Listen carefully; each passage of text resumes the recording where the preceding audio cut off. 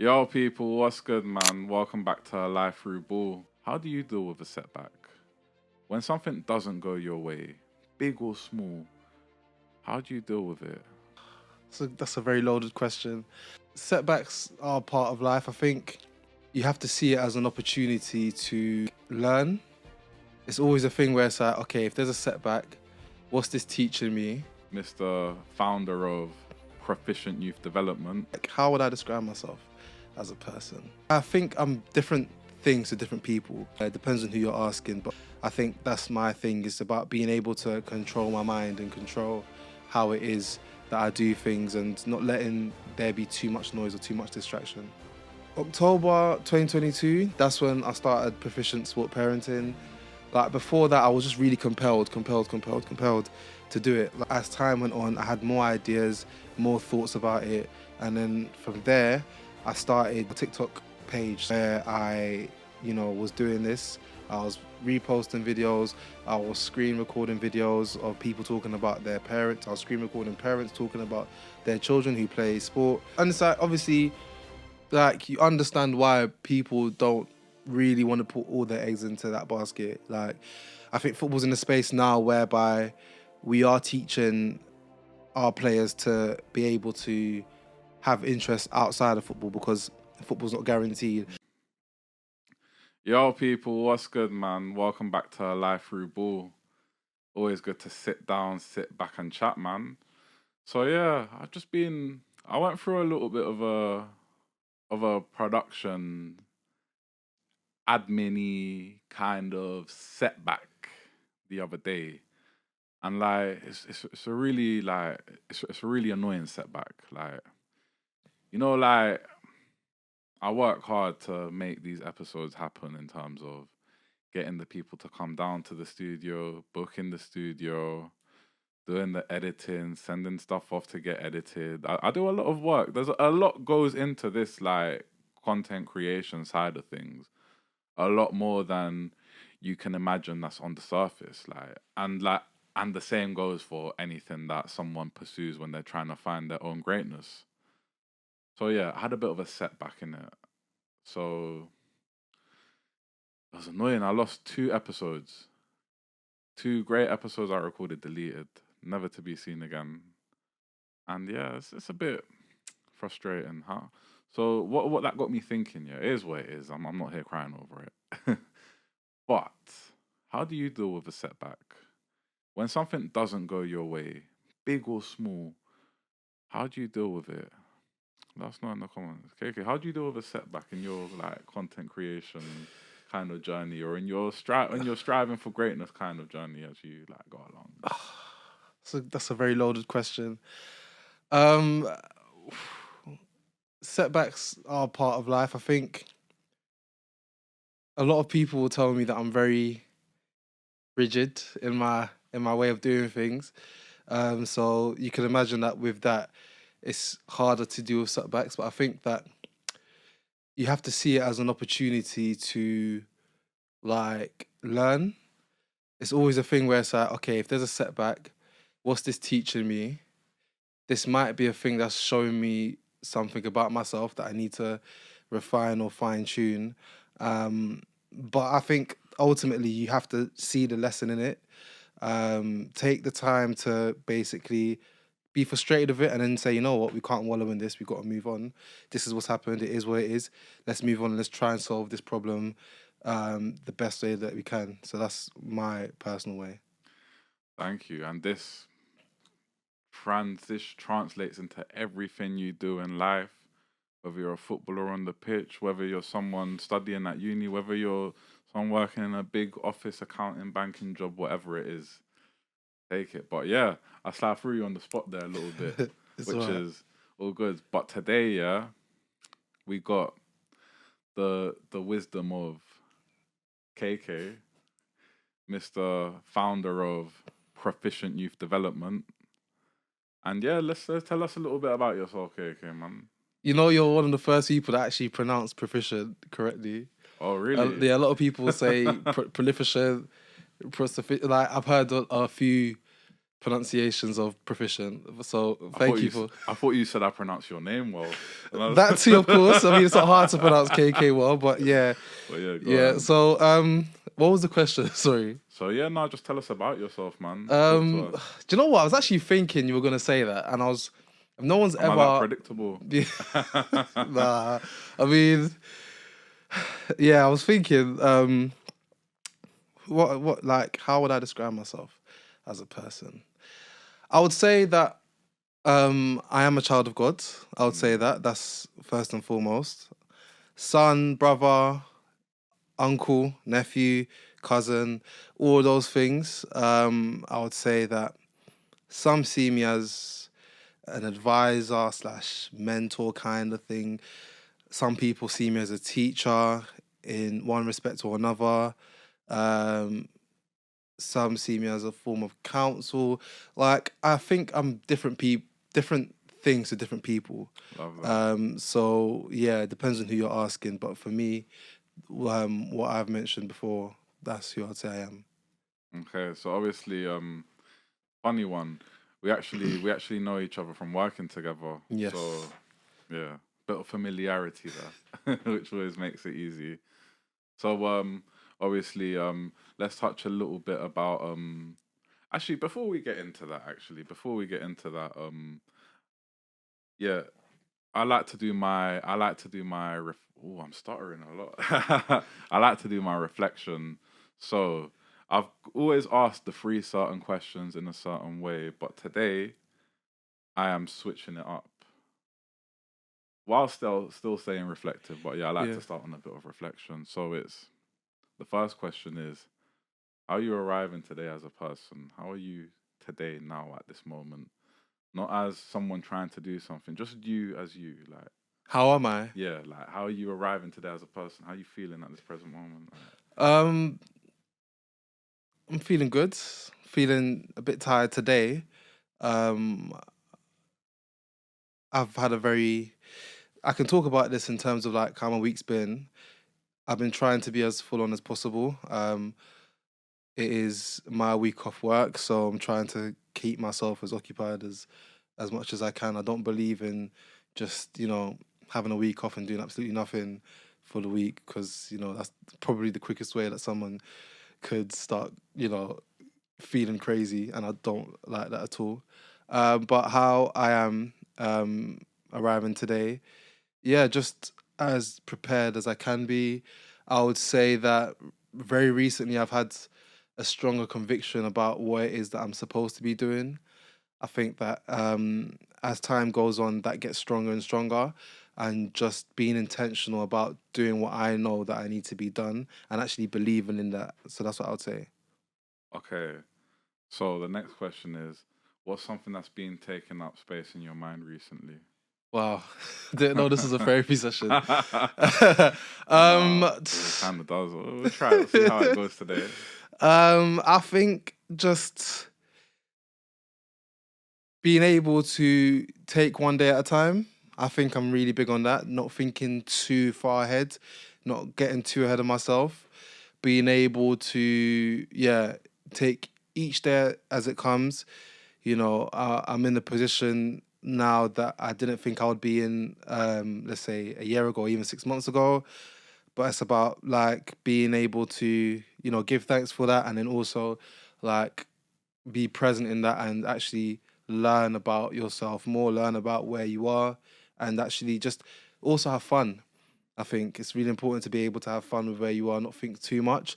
I think that's my thing. It's about being able to control my mind and control how it is that I do things, and not letting there be too much noise or too much distraction.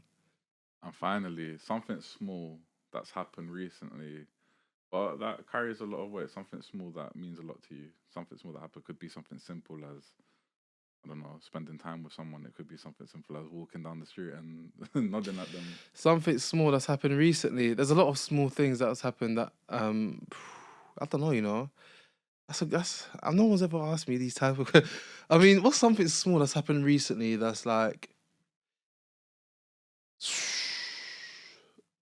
I think something as small as when someone is upset and they come to you. and they want to be with you, kind of thing. I think that can like make you feel like, oh wow, like in that time of vulnerability, you looked for me, kind of thing.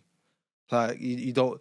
Sometimes you think, what is it that you want from me that makes you feel like I'm someone that you can come to when you're upset. Obviously, I'm not a monster. I'm not saying I'm a monster, but it's like, it's quite flattering that people can see you as someone to look for when they are upset, and I think that it it's encouraging to be like that source of comfort or reassurance for people. It's kind of crazy when you deep it, like how you can positively influence Yeah, someone, or when you do, if you're lucky enough to, yeah, when you do. So obviously, you do quite a bit, man. yeah, You're always out there doing all sorts of different types yeah. of content. Try my best. So let's talk about that. Let's talk about Proficient Youth Development, Yeah. what it is, how it started, and why. So, Proficient Youth Development, formerly known as Proficient Sport Parenting, it says in the name, it was targeted primarily and solely for parents. It still kind of is today, you would say.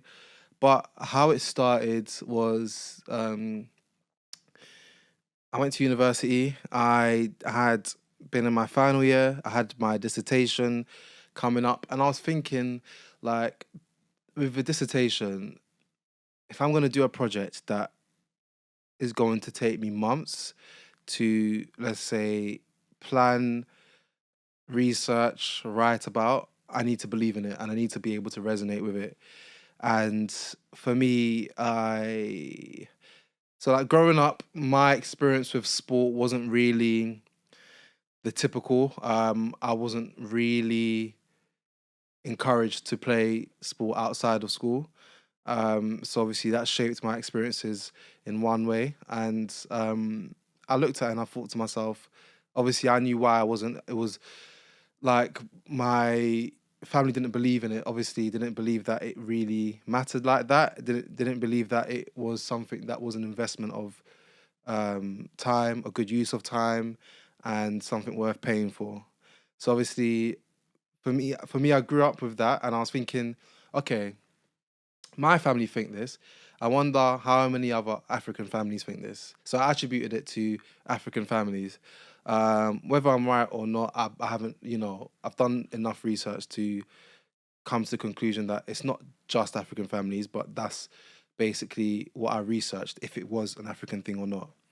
So I did a research project that looked at African parents in the academy system. Ooh. So I looked and thought to myself, okay, so a lot of families, they say, okay, if you break your leg in football, then what happens? Your life is going to end there and this, that, and the other. But there are many footballers, playing in the Premier League.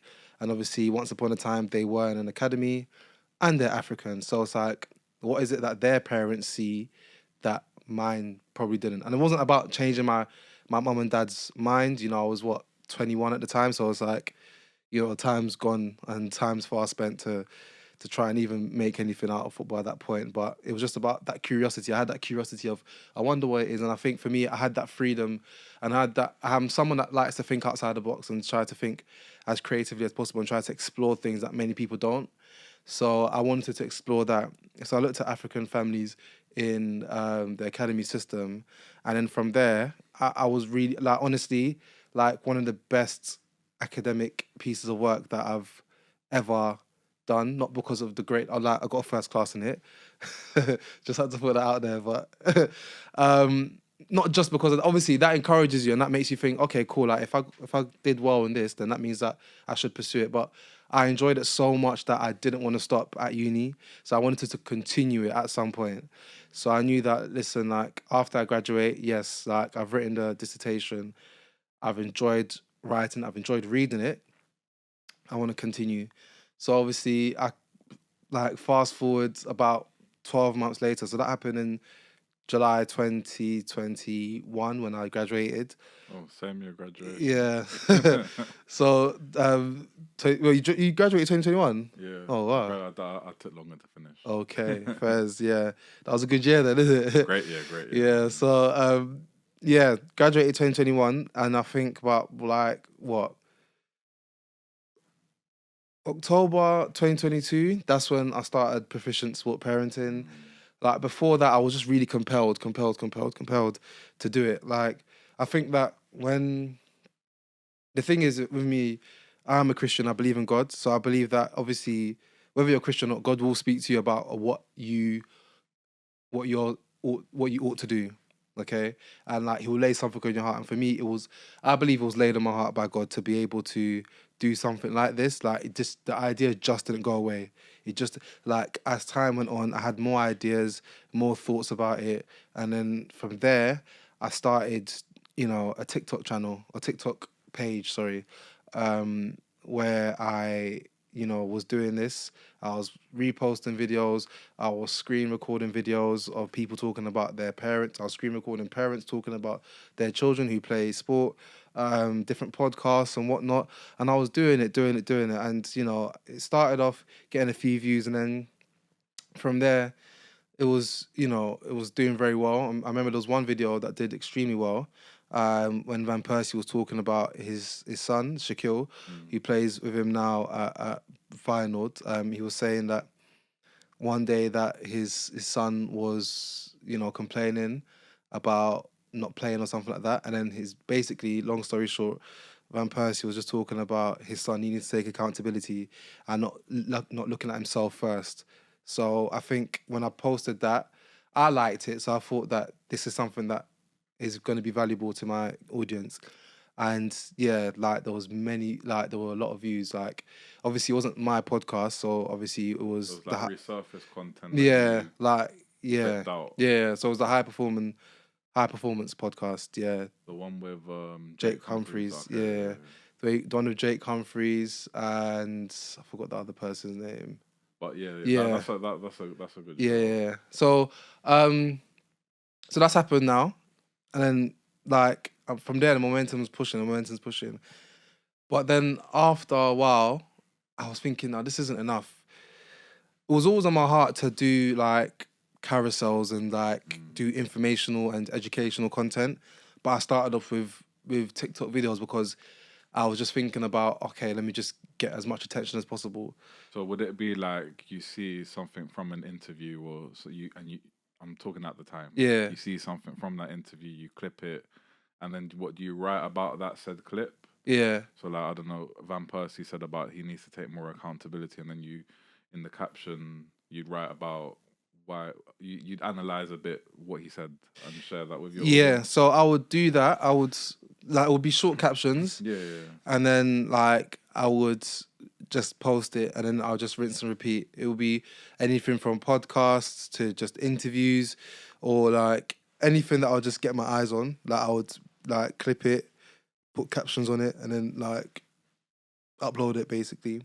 So I kind of want to rewind a bit Yeah, further back into your childhood, yeah, because you said how with and about your parents, yeah, about how it didn't like sport, playing yeah, sport didn't, not it didn't matter, but it didn't deserve the time. There was yeah, more important things yeah, basically. yeah, So they said like it didn't, to them it didn't matter. So yeah. what the first thing that came to my head when you said that was, did it matter to you back then? Like Yeah, I think it did matter. I think it always does matter to anyone that's growing up in the city London. Your friends are playing football, your friends are playing sport, your friends are trying new things, and you want to obviously do it as well. And you also just want to like you have an interest in it, you like it, you see it being played on TV, and you just think, yeah, like this is something that I like, it's something I want to do. Um, Obviously, it's nothing against my parents. no, They of they course. only knew what they knew in it, so it's a thing where again, for me, the reason why it mattered is I just wanted to express myself. I just wanted to play because I enjoyed it, simple as. And I think that that's something that every child deserves to be able to express. So yeah, Yeah, no, because it just got me thinking about. I feel like young people, especially young people lucky enough to have a settled household, yeah, like your opinions and your views yeah, growing up are often shaped by your parents, yeah, right? yeah, and the way you see the world. Yeah. Essentially, if you're lucky enough, if you're fortunate enough to have, you know, supportive parents that try their best by you. Obviously, not everyone's fortunate enough. So that's why it got me thinking, like, it didn't matter to them how much did that kind of shape your view on it. But to me, it seems like you kind of had you liked it, but you didn't take on what they said, but you didn't challenge it either. Like, it wasn't like a bend it like Beckham kind of situation. Yeah. I think for me, it was a thing where, like, it's hard to challenge it because at the end of the day, like, there's only so much you can do. Like, I've, recently Sadio Mane, I think he spoke about, going against his family and, playing football, even though they basically tried to force him not to. Like, that wouldn't have happened with me. Like, nor with a lot of other children as well. Like, you live under your parents' roof, so it's like ultimately you are responsible to them, and that they are responsible for you as well. So it's like you have to answer to them until a certain age, possibly. So it's like, yeah, it wasn't a thing where I like begrudged them per se, but I would definitely. It was always something that I looked and thought, I wonder if this happened, if this changed, if this, that, and the other.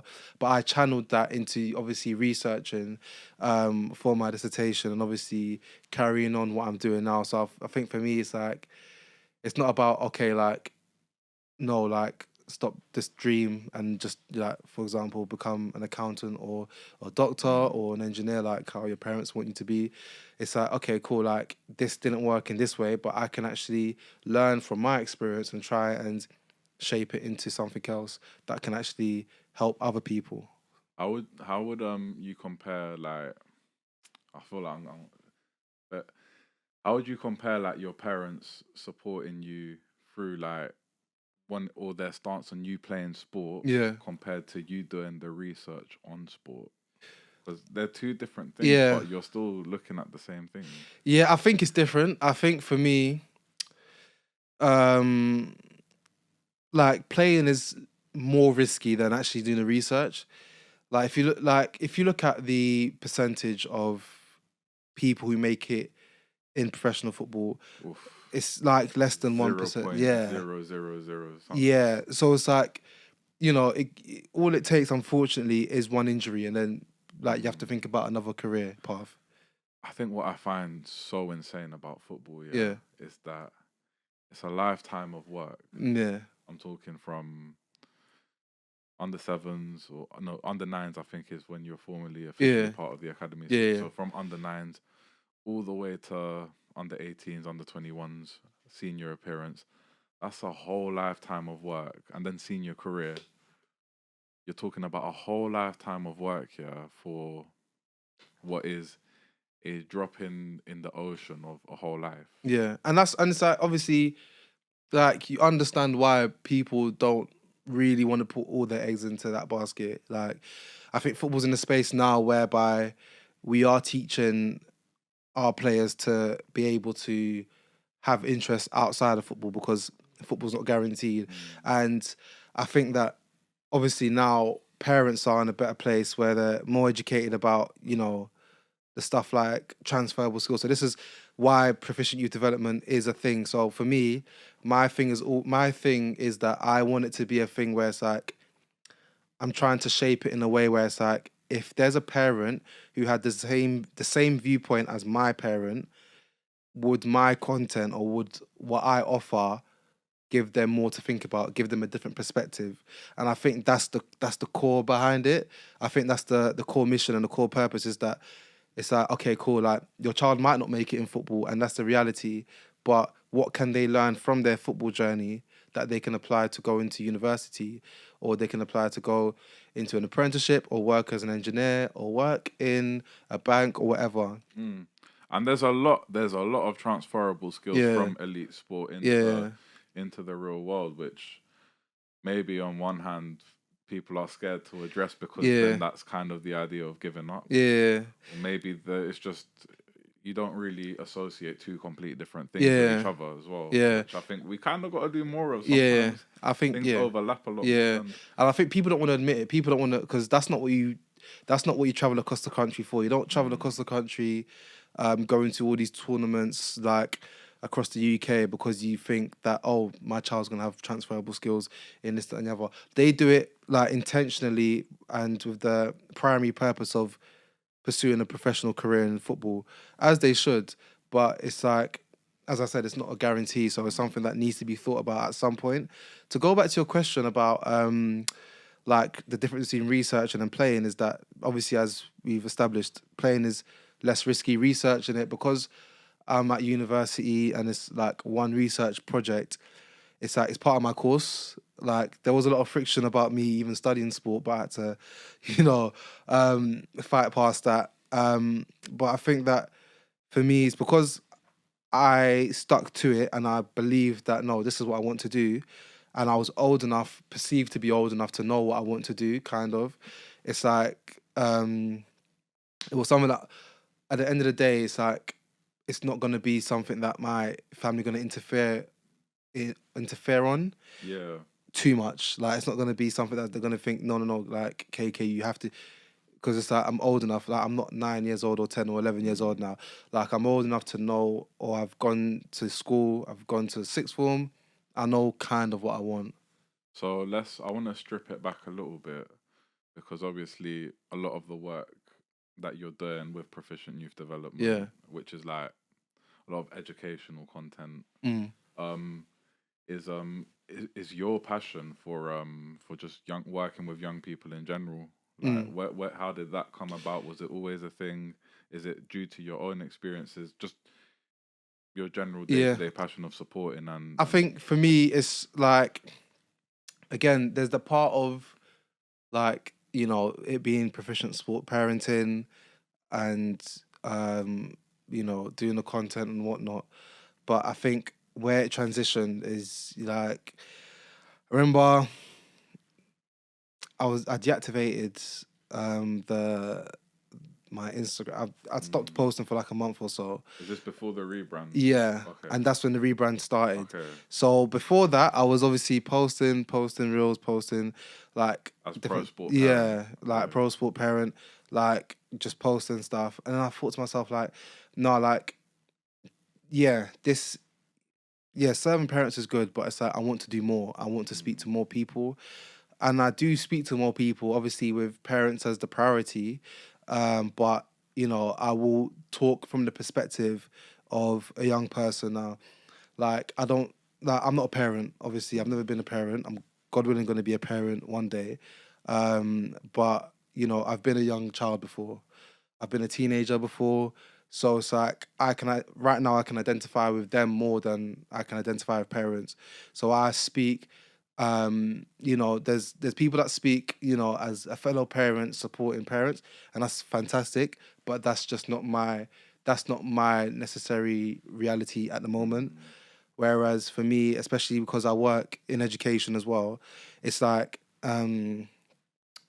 I'm speaking from the perspective of, okay, this is how your son feels, this is how your child feels, this is how you can support your son in this situation. This is how they'll perceive or interpret what you've said in the car, or what you've said at parents' evening, or on the sidelines, so on and so forth. So it's about being able to be an advocate for young people. yeah, I like it.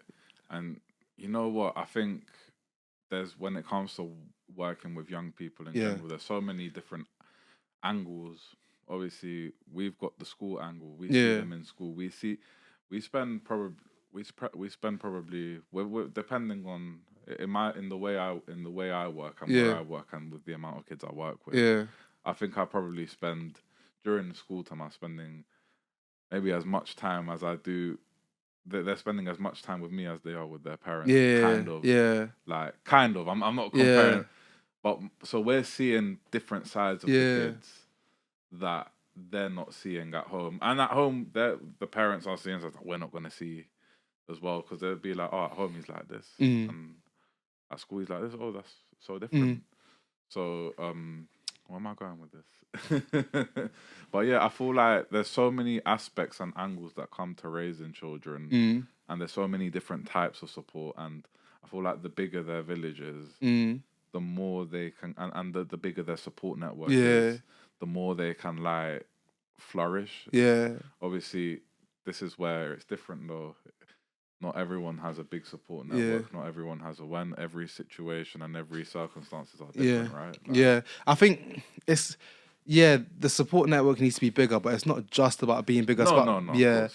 I think it's about being more informed. I Yeah. think that's what needs to be done. Like there's like for me, my thing is that I want to inform parents in a way that they probably like obviously you do it on social media, they scroll through, you know, the Instagrams and whatnot, and it's like I want to be able to give that information on their child that they probably didn't think that they needed, or Yeah. they probably Open that perspective up. something that's like going to teach them something and like shape their practice as a parent, or like speak to a teacher or speak to a coach, Yeah. and you know shape their practices as well. And I think it's something that um, obviously is important, and I think that again it's given that quality of education, that Yeah. understanding, because I think when parents are more educated, they will, you know, how they parent will be different, and their, you know, their child's experience of, you know, being a teenager will be different ultimately, because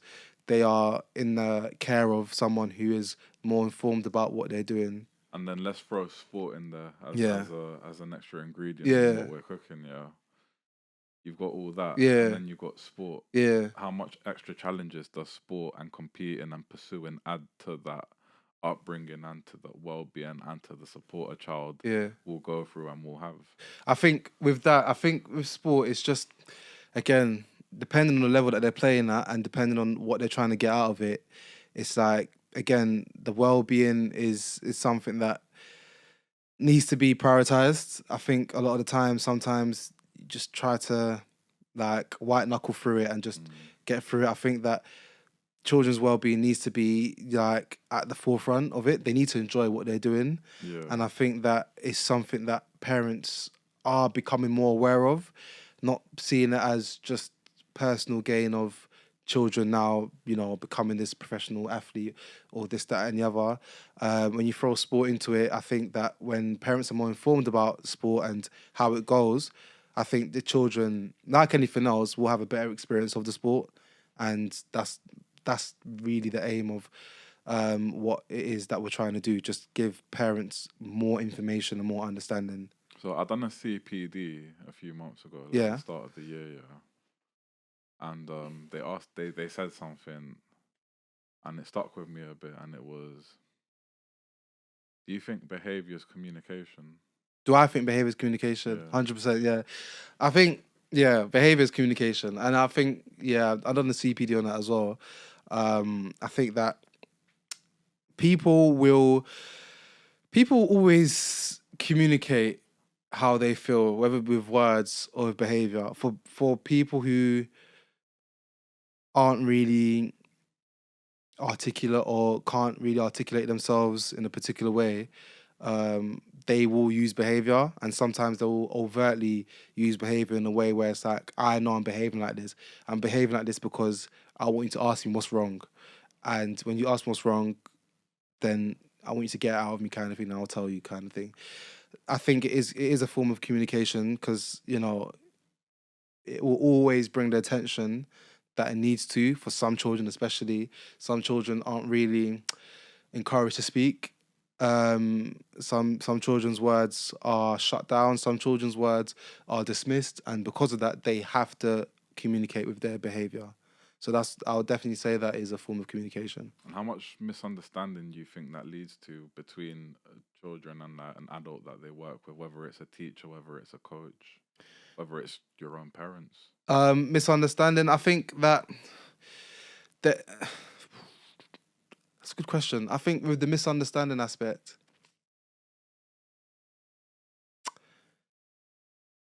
if not addressed properly, it could be heavily misunderstood as defiance, as a form of ignorance, as a character flaw kind of thing. An unconscious bias creeps in, Yeah, and this is which is a dangerous place. yeah. I think that if you don't ask or you don't actually try to build a relationship, you will see it as that. I think the paramount thing with like understanding children's behavior is that you need to have a relationship with them. That that building of a relationship actually prevents you trying to, defame their character, assassinate their character, look at them and think they're a rude person or they're this or they're that. And it's like, if you just know how to speak to them, if you just know how to address them, if you just know what it is that they would appreciate and don't appreciate, then you will see that they're not as rude as you think they are. There's more to it. Yeah, there's always more to it. And I think that nothing is surface level. yeah, there's nothing. And it's like, the thing is, it's like, we do this when trying to get to know someone in a romantic perspective or romantic context. And it's like, why are we not being consistent with that when we're trying to, just get to know people that we're trying to work with? Like, we shouldn't be so quick to label people. And it's like, this is me talking to myself as well. It's very easy as a human being to do this. But I think that it's really important to be able to have that level of understanding and actually try to build a relationship first so that that person can be better understood. That's what I would say. Okay, so moving forward back into the content, Yeah. let's talk about, so obviously you were pro sport parents and you focused on parents, and then you kind of moved away from one lane to representing while showing kind of thing. So would you say I'm right so far with how I described it? Yeah. Correct me if I'm wrong at any point. Yeah. I think that for me, I look at it because there's two ways. Okay, for me, I've got my personal brand, which speaks to teachers and coaches and educators, and I've got Proficient Youth Development, which primarily speaks to parents. Not to say that they can't cross over, not to say that in my personal brand I can't speak about parents, or with Proficient Youth Development I don't speak about teachers or coaches, but I've made that clear distinction so that it's easier to see like what is for who and what not. So yeah, I mean, with Proficient Youth Development, Yeah. you're providing a service Yeah. in terms of the advice and the Yeah. knowledge of your experiences. Whereas with the other one, you're networking and learning from others. Yeah. Right? So obviously we'll go back to TikTok. Yeah. And you made the TikTok which did well. Yeah. And you clipped the interview. Yeah. You kind of commented on it. Let's talk quickly about how you went from that to the kind of content you make now. Yeah, as I said, it was always in my heart to like make educational content for parents. I kind of shied away from it because at that time I was thinking it's hard to like do well on Instagram. I was under the impression that TikTok is the way forward and you could just forget about Instagram. That was advice given to me as well, to be honest. But I knew that it wasn't really right. TikTok and Instagram are different places. Yeah. I can see why someone would have given you that advice at the time. Yeah, it's different. Like, you're going to speak to different people in different ways as well. And at the time, I didn't know that. I just thought, I'm not doing Instagram, I'm just doing TikTok. But it was still bugging me. That I was thinking, like, nah, there's something not right. Until I made the Instagram and I felt like, okay, cool. Like, I felt a bit more of that peace and that rest. And I was thinking, okay, cool, this is what I was supposed to be doing. Like, yeah, I can do the TikTok, but the vision was always Instagram. Not just Instagram, but Instagram was the starting spot. Yeah. So for me, it was a thing where I was posting Instagram, and then I started weaving in pictures, images, carousels, and whatnot. What I initially wanted to do. So my method was like get the attention, get the traction on the page through reels and stuff like that, and then weave in carousels and all that type of stuff, and then from there, like make it more clear that what you're trying to do. I think it was always clear what I was trying to do, but I think as time goes on, naturally, with anything that you do, you're always going to refine your processes. I mean, the reality of social media, is people don't. I feel like you have to be as clear as possible. Yeah. I feel like people don't want to waste a couple seconds working out what you're trying to say. They want it spoon-fed, and I'll say the same as a consumer. Yeah. Like, I'm not gonna like give someone. Okay, for example, like, complete different story, but in Sports Uncensored, the show that I record the football show I do, they were talking about doing like a 6-second an intro video. Yeah. And they're doing this intro video just to put before the post, just to say, oh, subscribe on YouTube, whatever. And then the video ended up being 6 seconds. They cut it down to 3 seconds. And then I said, I mean, from experience, like, no one's going to sit and look at a picture for a couple of seconds. And they want the content to hit them. Yeah. And then, but because if you're giving someone, no one, like, we don't go on social media to think. We go on social media to just look. Yeah. So it's Yeah. how do you go about delivering such meaningful and educational and awareness raising content in an age where people kind of want slap bang? Yeah. I think you got to know what people want. And you got to know what you can deliver as well. I think it's not about just. I think recently I've learned that if you try to be everything to everyone, you're gonna end up being nothing to nobody. And I think that is something that you just have to pick your tribe. You have to be able to know these are the people that I'm targeting. This is who I'm focused on. And it's about not chasing numbers. I think for me, my biggest learning is like this year I'm really intentional about not chasing numbers, but looking to get the right people. Like, are you like it's great having amazing like an amazing count of followers, 10K, 20K, 100K, but it's like how many of those people actually know what you want to do, and how many of those people actually follow you because of what you're doing and what you actually want to do. And it's like when you answer those questions, you have to be able the percentage of followers that you'd want to actually follow you because of what you actually are posting is 100%. But if that's not the case, then it's about looking at it thinking, okay, like, what's my priority here? Getting the numbers or getting the right people to look at my page and actually engage with my content and whatnot. Okay, so I want to talk through a BYD kind Yeah. of moment. Okay, so you see something online. Yeah. At this point, it's me trying to understand how your brain works Yeah. and how your process works. Yeah. Operationally Yeah. speaking, you see something online, interview clip, whatever, Yeah. or a story's happened. Yeah. A story's happened recently. Yeah. An update. Yeah.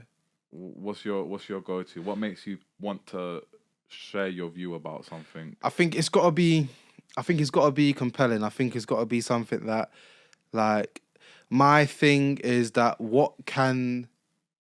my kind of scenario based thinking would be if a parent was to teach their child about this situation that's happened, what would they say to their child?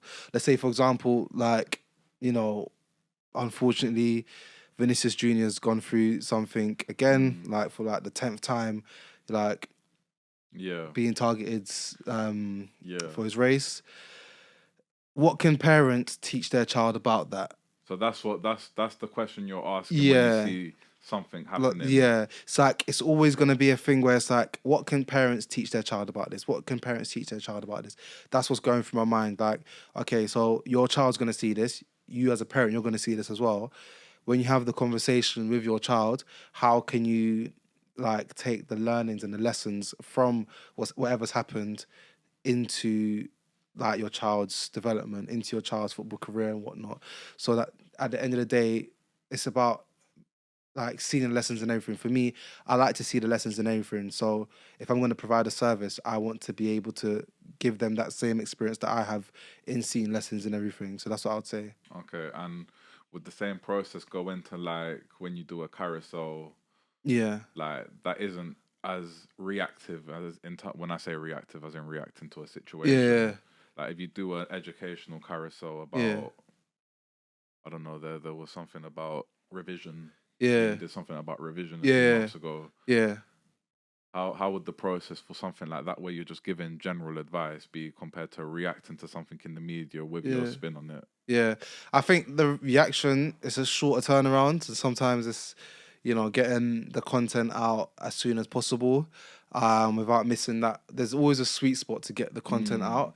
Otherwise, it just becomes old news. Yeah. I think you have to be able to be quick with that. You have to have your finger on the pulse of that kind of stuff. When it comes to stuff like revision, for example, again, it's timely as well. We're in a season where the Year 11s are under more pressure than they would have been in October, for example. Yeah. There's mocks, exams for their actual GCSEs are coming up very soon. So it's about being able to be attentive to that. And again, it's about, okay, that conversation that parent is having with their child who's an under 16 footballer, if you could influence that conversation with your content, if you're a fly on the wall, what would you like to have been said in that room? And it's about being able to kind of let that shape the content that you make. It's like me as someone who actually is an educator, someone who's been working in education for the last 5+ years or so. It's like being able to be like, okay, it's not about if I'm happy with it or not, but it's like at the end of the day, I'm passionate enough to be like, okay, this is good advice, this is not good advice. So it's like if I'm someone who has such strong opinions on what is good advice and what is not good advice, why not be in a position to try and shape or inform these opinions? So that's how I see it. Okay. And in terms of let's talk about what are some great memorable things that have happened because of the platform you've created or as a result of the platform you've created? I think it's always a thing. It's always good when you get DMs from people saying that like they appreciate the post that you've made. I think people saying that, oh, your content has taught me this, your content has taught me that. It's really inspired me. It's, when people DM to ask questions, when people DM to ask for advice and saying that, oh, my son is going through this, what's your thoughts? It's always good. I remember someone DM'd me asking me to help them to get a footballer to like send them a video or something like that. And it's like that was years ago. That was on TikTok, and it's like the fact that they thought about that. It's like, wow, like that's not the purpose of Proficient Youth Development, but it's like the fact that they thought that I could help with that is kind of nice. But I think it's always nice when you get people that say that you've helped them and you've actually like informed their way of thinking, giving them a new perspective, saying that, oh, I really like what you do. It's really like nice, the kind of stuff that you're doing. It's really helped with this. Yeah. I think also, again, this is a very long-winded answer, but I'm gonna leave it like in this. You speak, express how you want to speak and express. One thing that stuck out to me was when an owner of a grassroots club was saying to me that the parents in the grassroots club, they talk about Proficient Youth Development a lot, but the only thing is they didn't know the face behind it. Now they do, but Here we are, man. It's like they're always speaking highly about it, and it's like, again, I'm not there, but it's like that's come off the back of me posting content and actually me choosing who I'm speaking to. If I was just posting here, there, and everywhere and posting things that are just popular and nothing else, then I wouldn't reach the people who I know I could actually serve. You know what? Yeah, going back to last year. Yeah. When we went to one event, we've gone to a couple of events. Yeah. Yeah. We went to one, one number one fan club. Yeah. The first one, not the second one. Yeah. That we went to. Yeah. And I remember, like, obviously, this course and this community they're running is run by the night. So it was, you had Marcia and you had Kate, and they're both parents of footballers. Yeah. Marcia, maybe I don't need to say who that is. It's obvious, and Kate, someone else. And I remember this moment. I was just standing, but like they were like, "Oh, so you're Proficient, your parent, because you weren't rebranded then." Yeah. And they were like, "Oh, you're." Yeah. So you're pro sport parent. Yeah. Oh, I love that. And I was like, I was like thinking, oh, this is a flex. This is sick. I was there. I was standing in the not in the corner, but I was there talking to someone. But like my ears out, and I seen them talk, and I was like, my guy, like he's got their attention, and like obviously your face wasn't out at that point as well. So when they found out, it was because these are parents that have been through that whole football journey of how complicated it is. So just to sort of add. Something crazy, something great that's happened with your platform, but from my perspective, it's always good to be recognised for the work that you do. whatever work that you do, like it's Yeah. always a good thing to be able to get that. Oh, so that's your page. Oh, so this. Oh, so this. I like this post about this. I like this post about that. You see, when you posted about this, like it made me think. You know Yeah. what? Maybe I need to try this with my child. Like stuff like that. It's like that's why you do what you do. And I think for me, it's again, it's just about having more of those moments and actually having that sort of like reputation of actually changing lives. You want to change lives. Turn the moments into movements. Boy, you said it. I'm, you know, I might actually write that down. You know, turn the moments into movements. Yeah. There you go. Oh, So it's come gonna on, be a man. movement from now and then. And you know what? I want to talk about the reality though, because obviously it's nice to get these messages. It's nice to be recognized and to be acknowledged. And like I remember when you first showed me the page, innit? Yeah, Last day of school. yeah, That was quite a life changing day for me. yeah, Slightly, like because we got to know each other that day. yeah, Imagine it was the last day of school, and I'm talking about this platform and what I do. yeah, Okay, so this is what I do. yeah, And I remember seeing like you had like I think what maybe 6 followers. yeah, I remember these little number things, just yeah, nothing. And then I seen you grow to like 20 yeah, in less than a year and a half. Man. yeah, So and the content's just been getting yeah, better and better and more yeah. creative as. Mm. But yeah, obviously, let's talk about the realities though, the challenges, man. Running anything is not always sunshine and rainbows, easy 100%. fun. Yeah. So let's talk about the challenges you face as a educator and as a content creator. And How long have you got? you say I what you mean, wanna say, man. it's it's- it has its challenges. I think for me, where I'm blessed, and I'll say blessed because all these things, all gifts do come from God. I think that me working in education informs my content, and it's like I'm not an engineer talking about sport, and it's like there are probably engineers talking about it. That's just not my reality. I am an educator first and foremost. Like when I am, doing proficient youth development, I come from the educational kind of perspective. So I think I don't see it. It's obviously it does get a lot. Like there's different commitments that you have in life and whatnot. But for me, I always try to link everything. I always try to like weave in and try to transfer some of the lessons that I've learned in different places into my content and whatnot.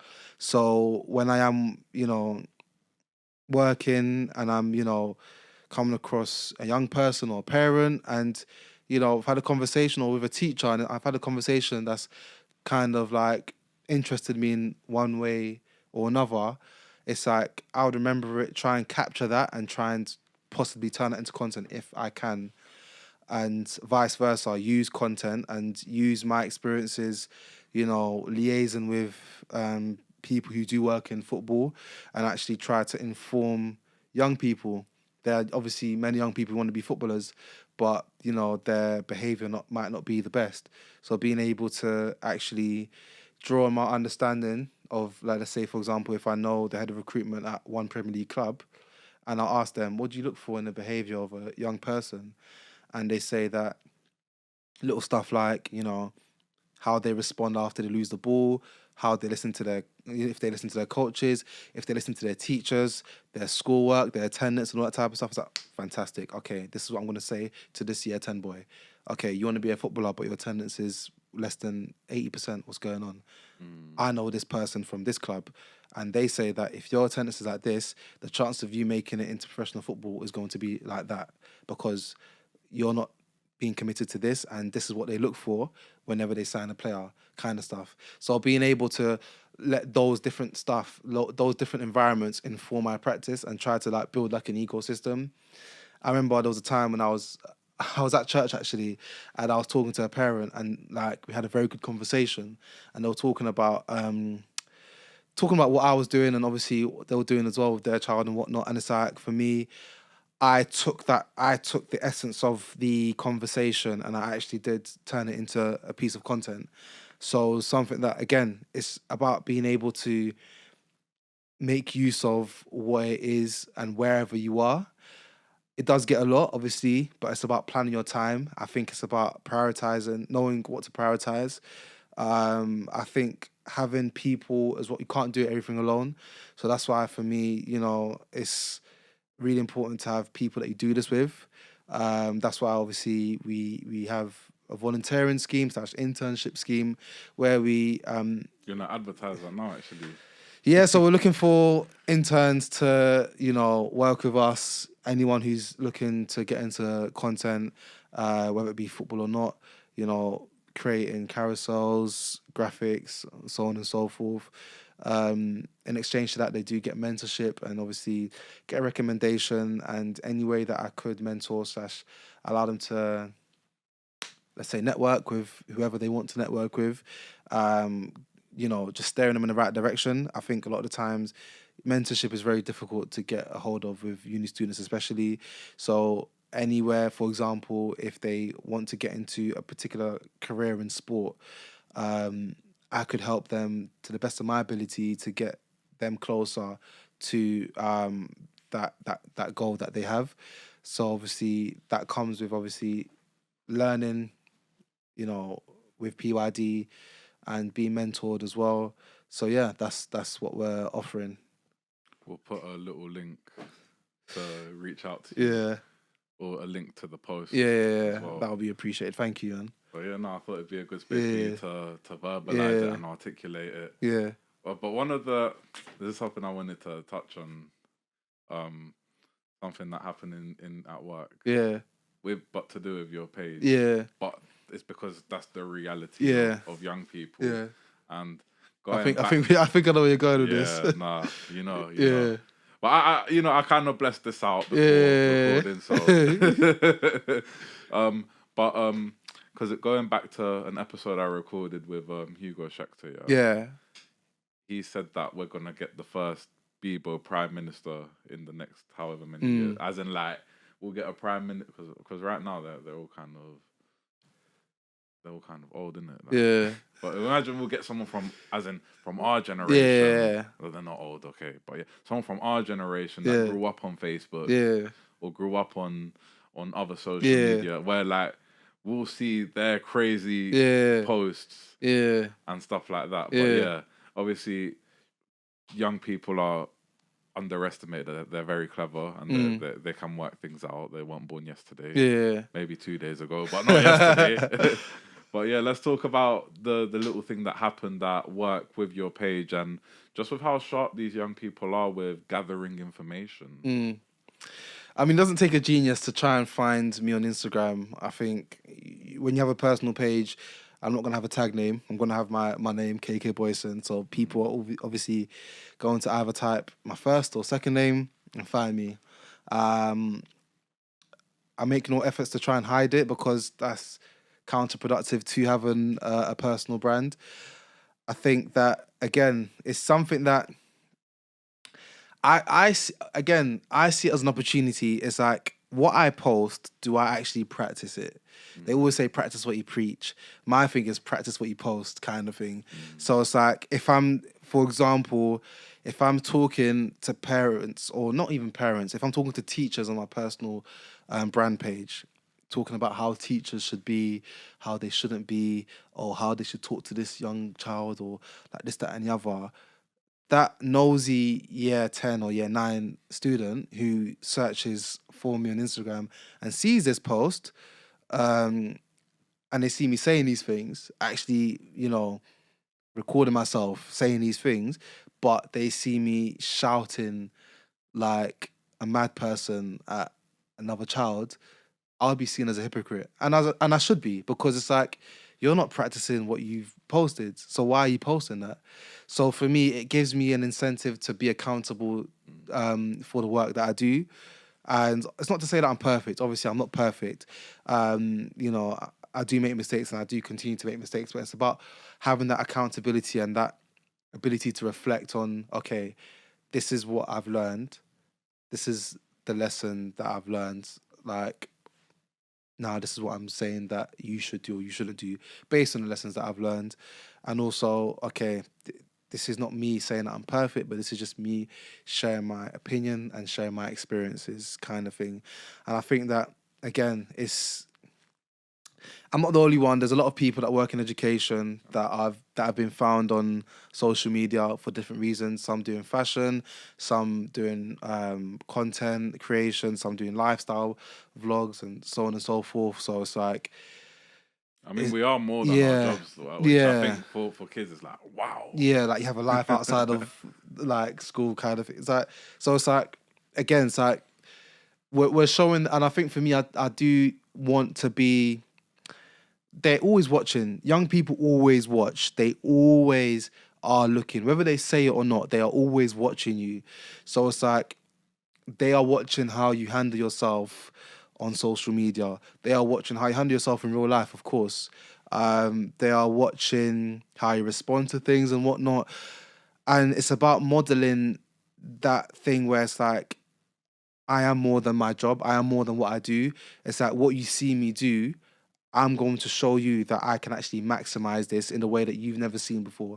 They've probably never seen their like school teacher or anybody that's worked with them try and do something like probably what I'm trying to do. Maybe they have, but it's about being like, okay, cool.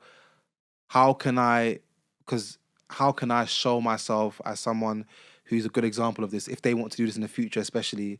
I don't want it to be a thing where they say in about 10, 15 years or so, because they work in a school, that's all they can do, kind of thing. I want them to see me and be like, okay, because he did it, this when I was in year 9 or so, it's like, and this is how he was doing it, I could do it.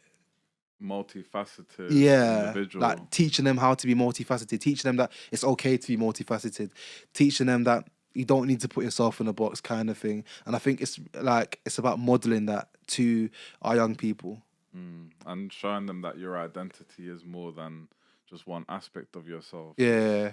Back to which, I mean, when we're younger, we kind of cling on to one aspect of ourselves, whether it's we cling on to the aspect that's friends with people, whether we cling on to the aspect that plays football, or whatever sport, or we cling on to whatever hobby that we're on. Yeah. Which is like when we're young, we're experimenting with that, and we're learning and forming and practicing and falling and standing up again. Yeah. Right? So yeah, no, I think it's good to be able to show that. But as we like start to wrap things up a little bit, obviously like start on reflection, end on reflection. What do you think you've gained or not gained sitting down here with me this time? What have I gained? I think I've gained, obviously. If it's nothing, you can say nothing. Nah, definitely. Nah, there's always a lesson to learn in life. I'm putting myself out there. Obviously, it's my first time doing a podcast, and it's my honor to be able to facilitate that. I did say that I would sit down with you. I did say it. So you said, yeah, no. You know, I've been chasing KK basically since I met him. I'll be like, yeah, come on. So I'm not ready yet. Like, cool. Yeah. And then come on, and then but then he came to me. He's like, I'm ready. Yeah. And here we are. Yeah, I'm ready enough. I'm not fully ready, but I'm ready enough, innit? And No, I think you're fully ready if you're here, man. There you go. Well, thank you. I think that for me, what I've learned is that, again, don't be afraid to put yourself out there. I think I learned this lesson months ago, but it's about actually, there's one thing saying it, another thing actually doing it. Me being on this podcast is obviously, I would hope me doing it, because who knows where this podcast goes, who watches this podcast, who shares this podcast, and obviously who listens to this podcast as well. So I think it's about opening yourself up in that way.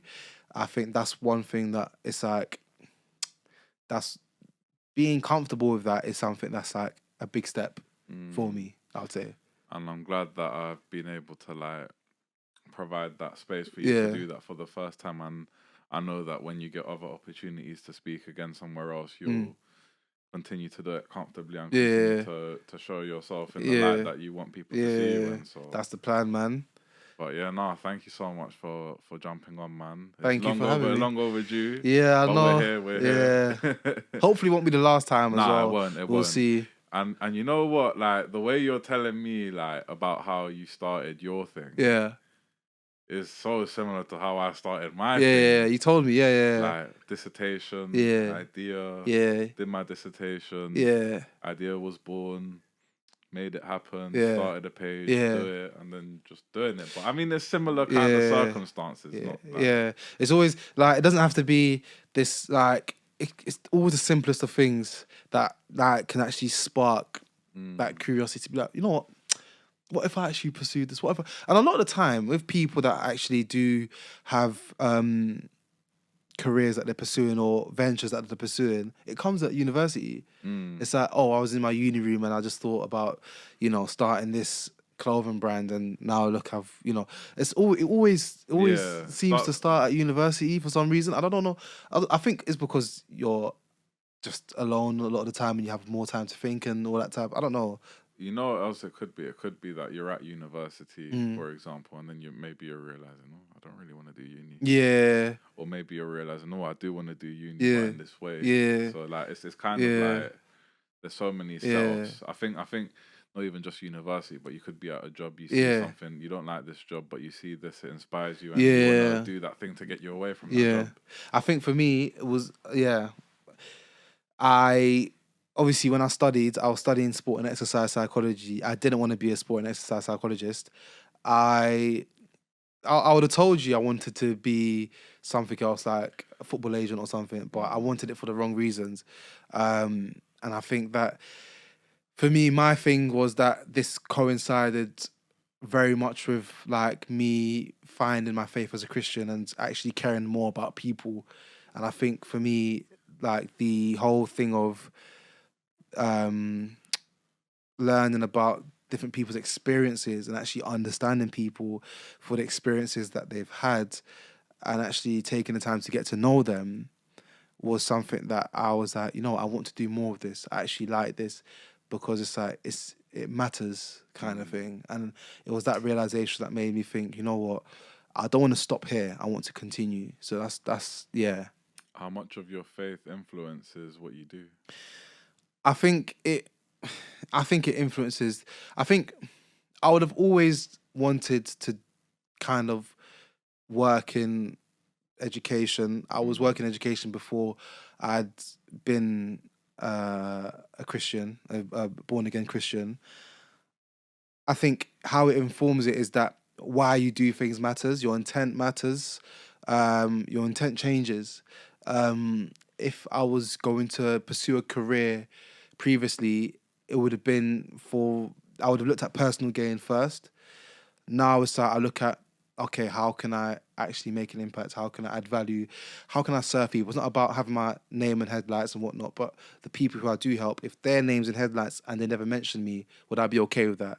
And it's about being able to like look and think to yourself, okay, if you're okay with it, then that's a good thing. And I think for me, it shapes how it shapes my practice in the sense that having compassion, having patience with people. I think you need a lot of patience when working with young people, having a form of compassion, having a form of a joy, a peace.